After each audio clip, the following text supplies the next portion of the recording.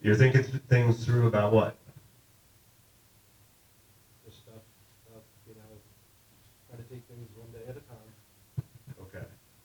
When I hear the statement "one day at a time," usually that means things are kind of stressful. What can you tell me what's kind of going on? Because we all care about you here, man.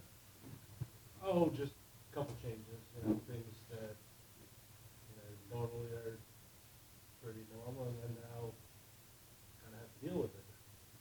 Okay. Is there something that kind of suddenly kind of happened?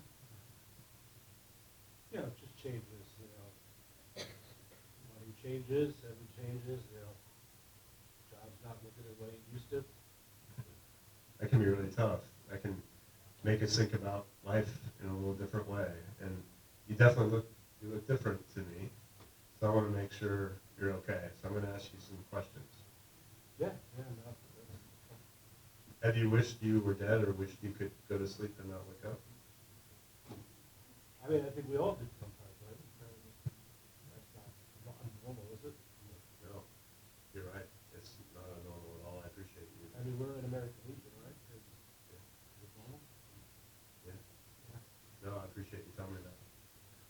Have you actually had any thoughts about killing yourself? Yeah, I mean, who doesn't? Again, I appreciate you telling me that. I'm going to ask you a few more questions and see what we can do to help you. Have you been thinking about how you might do this? How you might kill yourself? I mean, yeah, that's, of course, but, that doesn't mean it's do it. I guess I think about it from time to time, yeah, but how? Yeah, sometimes. Okay. Can you tell me kind of how you would do that? So many different ways, it's like, that, think about it, just, sometimes you think you just want to drive and keep driving, and just, it's, kind of, Yeah. to the mood. Okay. Yeah, no, thank you for telling me so that we can help you. Have you had these thoughts and had some intention of acting on them? I mean, again, it's just thoughts, thoughts, and, you think your thoughts every day, and, it's, I mean, I wouldn't want to hurt anybody else, but yeah, I mean, sometimes you think about it, and sometimes you think about, it depends on the day, right? Right. Oh, absolutely. Have you started to work out or worked out the details of how you might kill yourself?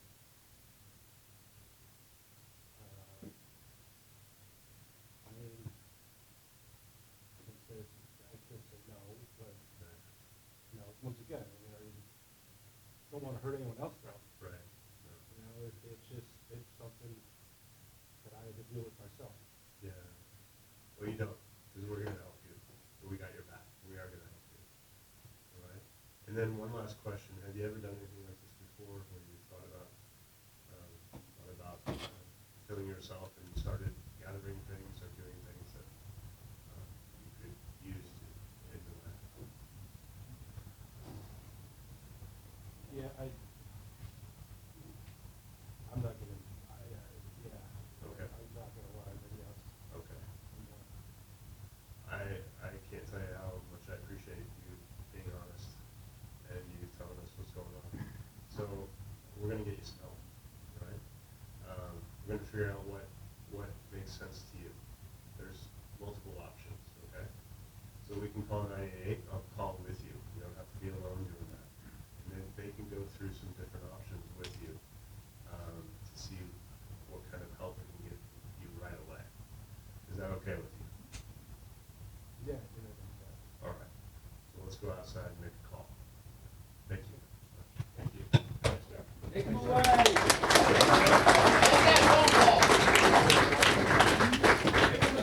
Nice job. Thank you so much. Thank you, Jeff. I will say, role-playing is so effective. I don't like to do it. I do it. But I love it when we have people who stand up and offer their support and help. So that's wonderful. Thank you again, Jeff. Okay. So let's talk a little bit about how that role play happened, right? And the mannerisms. And I did pick up on a couple things that Adam did too, and Jeff did. So I want to just chat a little bit about that. What's the most important thing to do? That first bullet there, right? To keep that person safe. Keep that person in front of you safe. So never leave them alone, okay? Like we had talked about before, that if you pull out that card or your app, which I'll talk about in a little bit, but if you pull out that card, you know something's going on with that person. You feel like they need your help and that they may be thinking of suicide. So you definitely want to keep them safe, even if they say no to number 2 and they're at low risk. You still want to get them help. You're not going to say, okay, well, thanks, and then leave, right? So you want to keep them in front of yourself.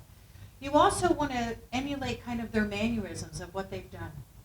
You'll see I'm kind of bleeding into the next slide too, so I may skip over that a little bit. But I saw Jeff lean forward a little bit.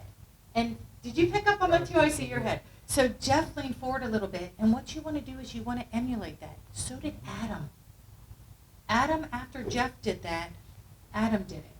Because you don't want to get like in their face, but you want to make them feel comfortable. And a lot of times when people are trying to tell you something, they get a little bit closer to you, right? Because they're starting to build that trust. So you want to do the same. You want to definitely listen to them. So it's active listening. And there's a couple of reasons why. Because if you do get them help, sometimes people don't want to tell their story again. One, they might have just told you their story, right? Or have told it before, prior to others. And a lot of times they just don't want to tell their story again. So what you can say is, that's okay. I've listened to you. I can tell your story for you. And I can help you that way and get you help. And a lot of times people will say yes to that. Okay. The one thing too, sometimes these stories, when you listen to others, they may trigger feelings in yourself. It's very, very important to get yourself support too. And whatever means is best for you, right? If that may trigger something and you're currently seeing a therapist and you think you want to go out and reach out to your therapist, please do so. If you want to talk with a buddy, if you want to go for a run or walk, go to the coffee shop, anything just to kind of make yourself feel a little bit better, okay, afterwards. Because sometimes these conversations are difficult. They really, really are. And we want to avoid minimizing feelings or minimizing other people's thoughts and feelings. One thing I do say around this is that some of us have had our own thoughts in the past around suicide or have attempted suicide. We don't ever want to minimize what that individual is feeling and tell them, you know what, it's not nearly as bad as what I went through, right? Or, gosh, I was thinking similar thoughts and mine was way worse than what you're thinking right now. It's really important to make sure that they know, obviously they know that you've come through it, right? Your issues, or maybe you're still working on them, that's okay. That's a way to connect with that individual, to say, you know what, I've absolutely been where you are, but look what I'm doing now, and this is how I got here, right? And I want to help you as well. Stay attentive in response, listen carefully, don't judge. And you want to listen to them too, because if they're showing you or telling you things that are signs of hope, right? They're part of the Legion. They've got a family. They're very connected with their daughters, their sons, whatever it may be, their spouse at home. You want to bring that back up and let them know that there's a reason in their life for hope, right? And reason why they should live. But you should also be familiar with the resources around you. And that's why I talked about, yes, sir. I have a question. Yeah. So, You want me to- roll.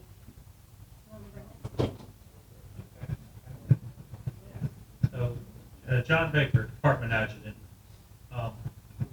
You do the role play. Yeah. You just did the role play. We did it this morning. Get the role playing in to show everyone. But you went through the whole thing. You get all the way through your 6 questions, the whole scenario. what do you do, as it was brought up earlier, all the veterans, we want to handle stuff ourselves, we can do that, we don't need it. What do you do if you start to engage and then they want to disengage? What if you, hey Joe, how are you doing? We haven't seen you in a while. Usually come in with, oh, huh, I'm doing all right, blah, blah, blah. You know, sit and talk to your buddy a little bit. And then you, well, can I ask you a couple questions? You get the one or two questions and you're saying, forget it, this is bull. I'll see you later. I don't, you know. What do you do then? I'll answer and then I'll have Adam tell his thoughts too. I mean, normally what I do is I would stop at that point. I mean, if they're going to disengage, you still just, you want to keep them there. Well, that's Right. your last slide had all these things, you know, and I was Right. just like. You do want to keep, Where and do you not go? everything is perfect. This is not the perfect scenario, right? It's going to be different in every single situation with every individual that you speak with as well. So if you have somebody that does that, I would step back then, okay? Because the most important thing is to make sure that you don't let them walk out that door because you know they're struggling with something. So I would normally say, you know what, okay, I want to ask you the questions, that's fine, let's chat. I want to help you, let's chat, let's just have a conversation. Let's go for a walk, let's have a conversation. Whatever it is that's going to make that person stay with you and make you feel comfortable, that's how I would take care of it. Adam? Yeah, so I used to work with adolescents, and I used to be told to F off and go screw yourself, stuff like that. Yeah, you bet. I don't want to talk. So I hang in there, and I show them that I really care about them, go for a walk, meet them wherever they are. Right. But I'm worried about them and do whatever I can to keep them safe. So I kind of just say, okay, we don't need to go through those questions, and I just try to figure out how I can help them. And it usually works. It almost always works. Yeah. To do something to engage them, to make sure that they're okay. I might have to stop asking those questions. Hopefully I can get back to them, but I want to make sure that I listen to their anger, I listen to their frustration, and a lot of times I'll soften the resistance, and then I can get back into a conversation. Listening to somebody's anger and frustration, why they're pissed off, that usually can help them. That was a really good question, very good question. And how we also ask the questions is important. I mean, we just don't sit down and, oh my gosh, you know, I haven't seen you for a while, you've changed, you look different, I can tell something's going on, and then you start asking questions. You know, you definitely sit down and have a conversation. And you have to make that person feel comfortable. You have to make yourself feel comfortable too, right? Being able to ask those questions. But you want to do it because you want to develop that rapport with somebody. And it may take a while. It may take 15 minutes, it may take an hour and a half. Just to get to the point where you're comfortable and you know that they're ready for you to ask those questions. And I don't ask permission. I let them know that I am worried for them and I care about them and I want to get them help. I'm going to ask you a couple of questions. I don't ask for permission to ask the questions. I just tell them I'm going to ask them a couple of questions. So I go into it that way. But when they're at imminent risk, we do what we call a warm handoff. We never give the 988 number or a resource that you've discussed with them already out to them and say, you know what, go there tomorrow. Give them a call tomorrow. Here's 988. Why don't you take this number, give them a call later or when you get home. It's always you want to be there with them, okay? If they're on the phone, you want to try to do a three-way call. And if you don't know how to do a three-way call, please learn how to do a three-way call into 988. So that's the easiest thing is to be there, make sure that that resource, either if you feel very comfortable with them and you know them very well, that you can take them to the resource. If you don't know them well enough to do that, then I would call somebody who they trust, a buddy or somebody, and you ask them, hey, can I contact somebody to come over and take you to your doctor? Or you can ask if they're seeing somebody and call their therapist at that time. There's multiple ways to get them help. Or, like Adam said, have a conversation with them of a place that they feel comfortable going to, and get to know those resources around your area. Okay. Anything else you'd like to add to that? No? Any other questions? This is an easy crowd. Yes, sir. I've had some other seminars on it, especially in emergency services, Yeah. and sometimes it's really hard to get the information out there because if it's local police departments or even fire, they kind of cover up. So I think the numbers are really higher than what is being reported. I don't know if you see that. Could be. What's your thought on that? Oversight. So I think the question is underreporting of suicide deaths. Yeah. So I know in the military, and we weren't really in the details about it. So I knew exactly, based on the death certificate, NCIS, OIS, the investigation. So we were very confident that the numbers are accurate in the military. I know the veteran population, it can be a little bit more difficult to make sure the coroner is putting down the right and the most correct reason for the death on the death certificate. But they do a pretty good job. And I was on the inside, and I know what went into that. A lot of rigor and a lot of, making sure that we have the most accurate count. I always have Adam do that. As the researcher, he has all that data always. Any other questions? Yes, sir. Question/comment.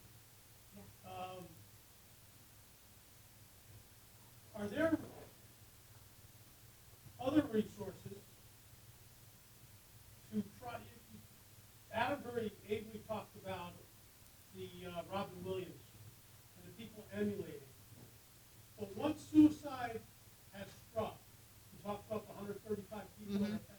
Mm-hmm. Well, the close family or the close people, I've been there. It happened to my family. Right. Me too. Okay. Yeah. My ex-wife, mother of my children. Mm-hmm. I don't know of any. I've never seen any support. I mean, I've got some help and stuff, but there's no. Yeah. And the pain doesn't go away. Right. Do you mean specific to the veteran spouse population, or? Yeah, that was Okay, in my yeah. head also. Veteran Yeah. spouses, Yeah. active duty spouses. Yeah. Actually, there are some support, organizations out there. Vets for Warriors is one of them. Has anybody heard of that? It's a peer-to-peer. So as a spouse, I could call them as well, and get another spouse, and I could even ask for a female, right, if I want, and be able to talk to that spouse. So that's an organization I know. A lot of, oh my gosh, what are some of the other ones? Stop Soldier Suicide, I know, is one of them that does it. There are a lot of different organizations. Code of support. Code of Support does it as well. I know, but it is more recent. You're right. There are more that are coming on board that are supporting spouses as well as immediate family members too. Yeah. But it's not as prevalent as a veteran organization, right, that helps support the veterans. Right. Yes. Jeff. One question I have for the veterans, something like that. If family members do show up, and significant other shows up, do you hand off to them, or do you continue with them the way you have to do it? I understand this question. So do you keep that communication going between you, say I was the person to call, I started Yeah. a conversation, do I keep that going, or do I disengage when the significant other or the family shows up? So has the family shown up because you called them, because the individual has said, yes, you can call them, or have they just shown up? Regardless, just say the family show, whether you call them or I call or somebody Yeah. calls them, or when they show up, like, do I disengage with that? No, I would still, yeah, if you've reached out to the family, so I asked that question for a reason, but if you reach out to the family and they've come to help, right, then I would absolutely, you continue to have that conversation. You continue to have the conversation with the individual, but you pull in the family member as well at that point, right, and say, hey, this is what we've talked about, and this is what I want to get help, and wanted us to call you to come in and get help. So you don't disengage and just hand the individual over, right? See, these are some ways that I think that we talked about that maybe you can support. Here are some resources I know where they really want to go to, you know, John really wants to go to X, Y, and Z. You don't just disengage and just hand off. It's again part of that warm handoff that we talk about, right? The reason why I asked the question at the very beginning, did you call them? Sometimes it's the family member or spouse that may just walk in that could be a trigger to them, right? So you have to follow their lead. You have to look at how they react.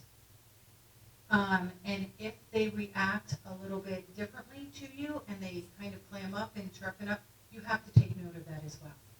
And at that point, I mean, you can go for a walk, you can ask to do whatever you want on the side, and then talk to them, but never let them go, okay? Yeah, sure. Yeah. You just said never let them go. And I'm experienced with a service member of it, John. He said he wanted to commit suicide. For like, he worked with me. For like 2 years, I got talked to him. I tried to bring him to meet and everything. And after 2 years, he went to the fire department, the lady, he was there. I thought myself that I got to the point where he wasn't going to do anything. Right, But it's not working. right, right. And that's why we did talk about impulsivity, right? Sometimes it is an impulsive act, and sometimes you do everything that you can do at that time, and you did. You did everything that you could do, but it was probably an impulsive act at that point. Anything else? There's another question. Okay. Yeah, I think the only thing, I know, at least in the military, commanders, battle buddies would always do this. It's not, I don't think a lot of people know this. Obviously, you all do because you serve. But if somebody's going through a tough time, I know it's very common to say, hey man, I'm concerned about you. Can I temporarily and voluntarily have your firearms as you're working through this divorce or loss of job? And you trust me, I'll help you with that. That can also be something that can be very helpful. I see people shaking their head on that, and I get it. I understand. Sometimes it does work, though. Know that. I just heard the story just a couple weeks ago where that absolutely did help. And when that individual is right, not right, when that individual is okay again to have that firearm back, it's okay to give that firearm back again too. To them. But you have to know when as well. Yeah, it's very common in the military. That happen all the time. Hi, my name is Mike Phillips. We got you, sir. Up in Newton. Two points. The gentleman was asking about resources. For North New Jersey and Eastern Pennsylvania, there's an organization called Ballot Clinic Foundation. The web address is ballotclinic.org. Ballot Clinic, all one word. I'm a peer-to-peer facilitator for them, as well as the custodian with the American Legion.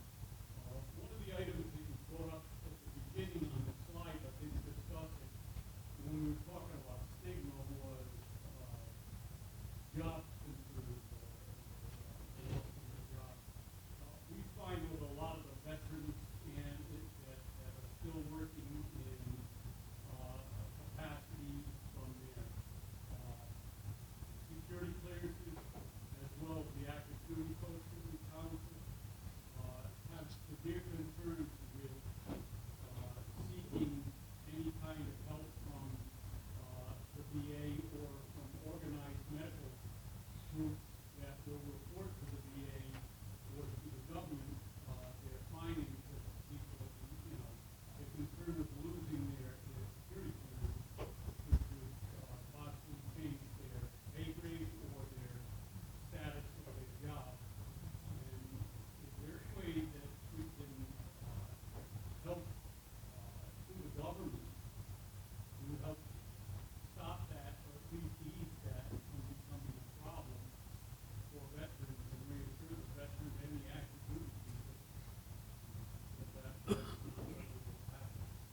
Yeah, we can talk quite a bit about that. That was an issue that came up a lot when we were at the Pentagon. In the security clearance, it's very rare that if somebody asks for mental health care, that a security clearance will be pulled. But I will tell you, with the research that we did, is if a service member said that I was having thoughts of suicide, they were more likely to be separated from the military and not be promoted. So we do know there was some stigma there. This is what we needed to educate people about. Is if you need help, you don't always have to go to a clinical medical provider. There are chaplains. There are non-clinical like MFLACs. There are different military one source where they don't document and they don't do fitness of duty. We did not do a very good job, all of us, of educating people about. There's a lot of different resources for people. You don't always have to go to the doctor or the clinic. But the other side of that is, and I'll hear veterans tell me is, but if you don't go to a documenting fitness for duty doctor, then you don't get disability, like for PTSD. So in some cases, you do need to go to make sure that that's documented. So it's not always black and white, but a really good point. Yes, sir. Before we jump into another topic, I want to go back to something that you just touched on. Somebody says, hey, you want to hold on to your gun, and I hold on to your gun. What about the veteran who says, gee, I'm not in a good place? Will you hold on to my guns through the post? If your post has a safe in the post, you should come up with a form that you can accept his weapon, store it, provide you with a store it until things are cleared up. That's something that all of us in this room can swear to if we have the safe in our post. Yes? Oh, I love that. We've been, I do a lot of research in this area, and we always wonder, we've always hoped that people would do that in the American Legion, that you would go ahead and provide that, because you can save, I know you can save lives differently. So that's a great thing. All right. Okay. Did everybody get to download the app? Okay, so about the app here, if you have a smartphone, I encourage you to open up your smartphone and open up your camera and hover over one of the QR codes. It's also on your bag. It's also on the back of your card, so it's everywhere. Thank you, sir. There is a Be the One app, and what it does is it downloads what Adam just went through, the protocol, to your phone, and then you walk right through it. There are a couple of questions up front that we ask. We do that because we do it to gather data. We don't know who you are using that app. I don't know your phone number. I don't know anything like that. But if you do say yes to your location, we geolocate to your zip code. So we can know if you say that you're a veteran on that app, I can find the closest veteran resource to you of where you're located. If you are not a veteran, then it's the closest civilian resource to you, and it'll pop up. Play with it. Download the app, play with it a little bit so you're familiar with it. And it is okay, like Adam did as well, pull out the card and use the card. It's 100% okay to do that, or 100% okay to pull out your phone. And the way to do that is to say, I'm going to ask you through that whole process of learning their trust, and hey, I'm going to ask you some questions because I really care about you and I want to get you help. And then you just pull it out. And I'm pulling out my phone, or I'm looking at this card because I want to make sure I'm getting it right. And I'm asking the questions correctly. It's as simple as that. As simple as that. Okay. Hold on one moment. Let me do that. Thanks. Yeah. So how would you feel about doing, if we have a little bit of time here, about 10 minutes, about pulling out the cards or using the app and talking to each other with the app, just so you get familiar with the protocol questions. The reason why we do this, it's not going through the full scenario like we did here, but if you open up and you ask the question to somebody else, it's so much easier than just reading the questions to yourself. It really does help you through it and help you, become more comfortable and more familiar. So I'm going to give you I'm going to give about 10 minutes, and just practice asking those questions back and forth, so you become familiar with it and more comfortable.